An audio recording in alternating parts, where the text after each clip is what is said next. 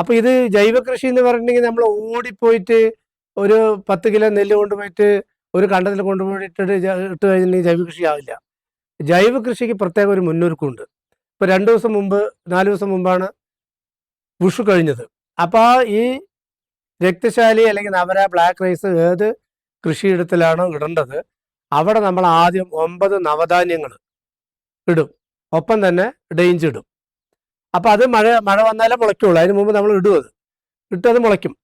അപ്പോൾ ആ 9 നവധാന്യങ്ങളും ഡെയിഞ്ചും ഒരു മഴ പെയ്താൽ മുളയ്ക്കും. അങ്ങനെ 1 മാസം 2 മാസം ആകുമ്പോഴേക്കും അത് അടിയിലുള്ളത് അളിയും, ഡെയിഞ്ച് മേലേക്ക് വരും.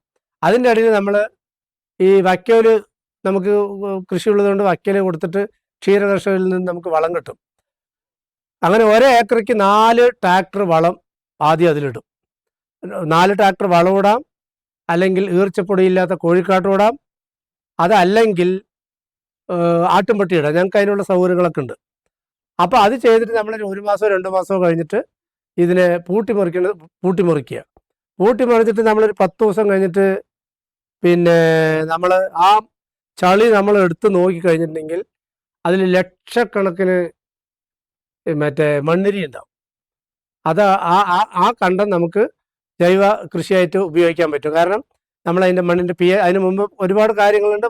മണ്ണിൻ്റെ pH നോക്കി മറ്റുള്ള കാര്യങ്ങളൊക്കെ നോക്കി അങ്ങനെയാണ് നമ്മളിത് ഈ 1-ാം വിളയ്ക്ക് കുറച്ച് കാര്യങ്ങൾ ഇതൊക്കെ ചെയ്യാൻ 2-ാം വിളയ്ക്കാണ് കൂടുതൽ ചെയ്യാൻ പറ്റുള്ള. 1-ാം വിളയ്ക്ക് കൂടുതൽ മഴയാണ്. അപ്പോൾ ഇതൊക്കെ നമ്മൾ ചെയ്ത് അപ്പോൾ അത്രയും എന്താ പറയുക ജൈവ രീതിയിലുള്ള കാര്യങ്ങൾ ഈ അരിയിലേക്ക് വന്നു. കാരണം നമ്മൾ 9 നവധാന്യങ്ങൾ പിന്നെ കാലിവളം ഡെയിഞ്ചൊക്കെ ഇടും. അപ്പോൾ അത്രയും ഗുണം. അതായത് ഈ രക്തശാലി അരിയുടെ കഞ്ഞി നമ്മൾ എന്തിനാണ് കുടിക്കുന്നത്? ബ്ലഡ് ശുദ്ധീകരിക്കാനുള്ള പ്രക്രിയക്കാണ് നമ്മൾ ആ അരിയുടെ കഞ്ഞി കുടിക്കുന്നത്. അപ്പോൾ അത് വേണമെങ്കിൽ നമ്മൾ പല ആൾക്കാർ കേരളത്തിലേക്ക് ഞാനിപ്പോൾ ഒരു 50-60 ആൾക്ക് രക്തശാലി അരിയുടെ വിത്ത് കൊടുത്തിട്ടുണ്ട് ഇടാൻ.